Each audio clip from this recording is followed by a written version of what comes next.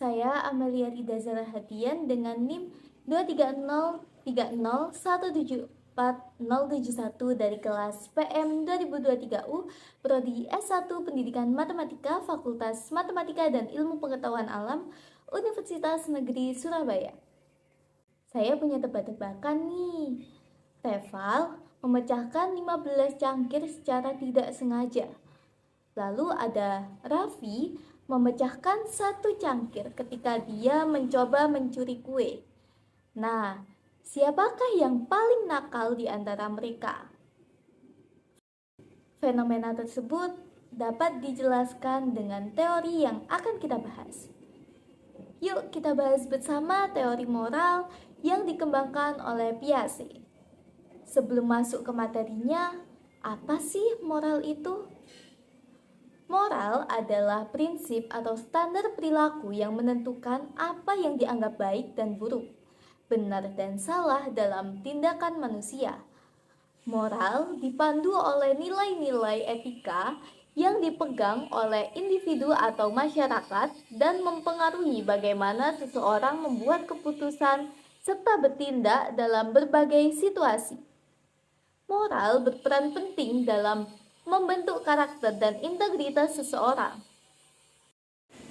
Piaget percaya bahwa struktur dan kemampuan moral berkembang terlebih dahulu.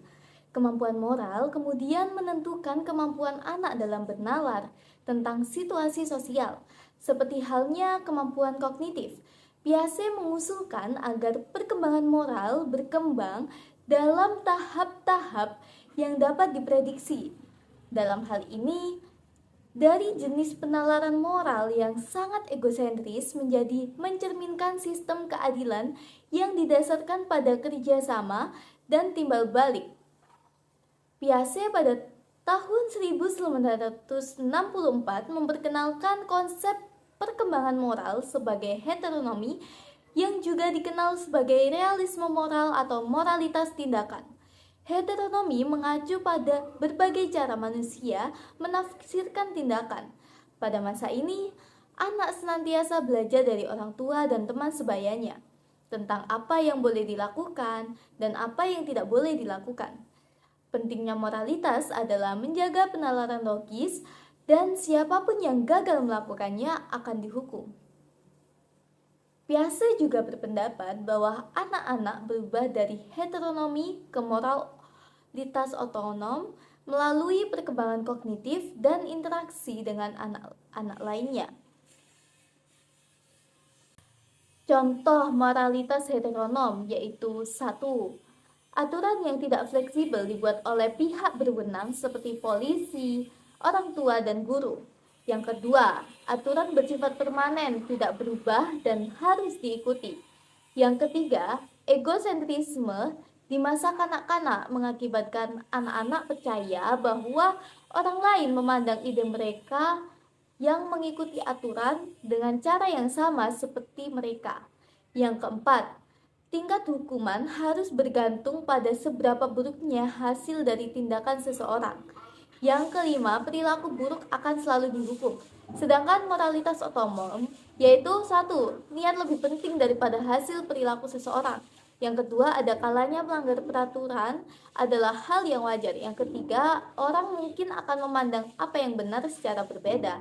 Yang keempat, tingkat hukuman harus bergantung pada niat dan tingkat perilaku buruk. Yang kelima, hasil buruk yang terjadi secara kebetulan tidak dipandang sebagai hukuman atas perilaku buruk. Jadi, menurut teori moral milik Piaget, pertanyaan tebak-tebakan tadi dapat dianalisis bahwa anak-anak yang berusia 5-10 tahun berfokus pada hasil suatu tindakan untuk membuat penilaian mereka terlepas dari niat mereka masing-masing. Seperti rival yang memecahkan lebih banyak cangkir menjadi lebih nakal, penalaran ini itu disebut sebagai moralitas heteronom. Anak-anak yang lebih besar dalam eksperimen Piaget mampu membuat penilaian berdasarkan maksud dari suatu tindakan yang dilakukan Raffi. Jadi dia lebih nakal. Penalaran seperti ini itu disebut moralitas otonom. Nah, Setelah belajar mengenai teori moral milik Piaget, selanjutnya kita akan bahas teori moral milik Kohlberg nih. Teori moral milik Kohlberg adalah penjabaran dan penyempurnaan teori moral milik Piaget. Kohlberg mempelajari respon dari contoh kasus yang disebut dengan moral dilemmas. Contoh moral dilemmas milik Heinz Dilemmas yaitu seorang wanita hampir mati karena penyakit. Ada obat yang dapat menyembuhkan penyakitnya, tetapi harga obat dibanderol sebesar 10 kali lipat oleh apoteker yang menjual obat. Sang suami mencoba mencari kesana kemari untuk pinjaman. Sayangnya, jumlah yang mampu ia dapatkan hanyalah separuh dari harga. Sang suami kemudian meminta agar bisa membayar DP ke apoteker, tetapi ditolak.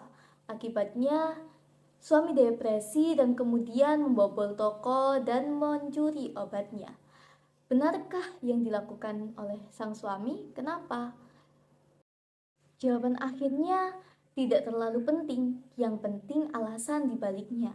Menurut Kohlberg, teori moral memiliki beberapa level. Yang pertama, level prakonvensional yaitu umur 0-9 tahun.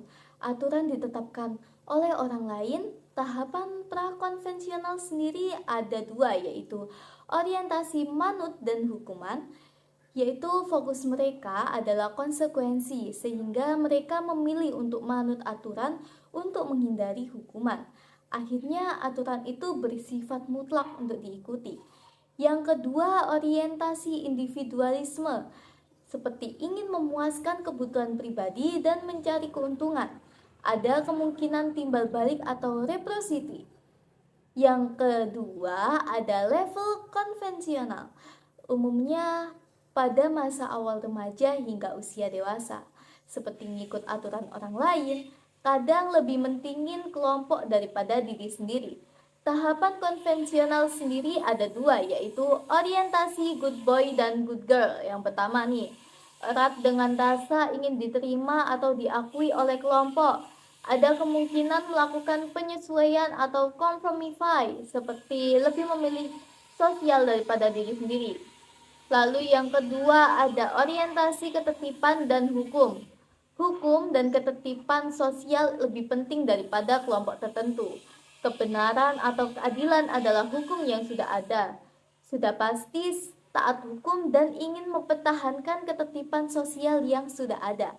Lalu yang ketiga ada level post-konvensional. Hanya kurang dari 25 orang dewasa yang mencapai tahap ini, seperti mendefinisikan nilai sendiri berdasarkan prinsip etis. Tahapan konvensional ada dua, yaitu yang pertama orientasi kontak sosial. Muncul pemikiran aturan dan nilai sebenarnya hanya berlaku bagi kelompok itu, atau relatif. Percaya semua orang punya hak yang sama atau adil. Aturan dibuat untuk menaungi semua kelompok. Lalu yang kedua orientasi prinsip etis universal, dapat secara mandiri menentukan benar dan salah terlepas dari hukum. Jadi prinsipnya sendiri itu lebih penting daripada hukum. Ini ada contoh moral reasoning dari sudut pandang pelaku. Misalnya, kamu dipukul oleh seseorang, kamu bakal ngapain? Kalau di tahap 1, tidak pukul karena takut hukuman atau mukul karena belum ngerti aturan. Lalu yang tahap 2, balas pukul, seperti reciprocity atau timbal balik. Yang ketiga, ngelihat situasi dulu, kalau ngebiarin ya pukul balik. Lalu tahap keempat, dibawa ke ranah hukum atau dibiarkan karena ingin menjaga ketertiban sosial, gak ingin buat musuh baru aja gitu. Lalu di tahap kelima yaitu introspeksi diri, kenapa ya dia mukul aku? Lalu di tahap 6, biarkanlah karena punya prinsip sabar, biar jadi pahala aja. Terima kasih telah menyaksikan video ini. Wassalamualaikum warahmatullahi wabarakatuh. Sampai jumpa.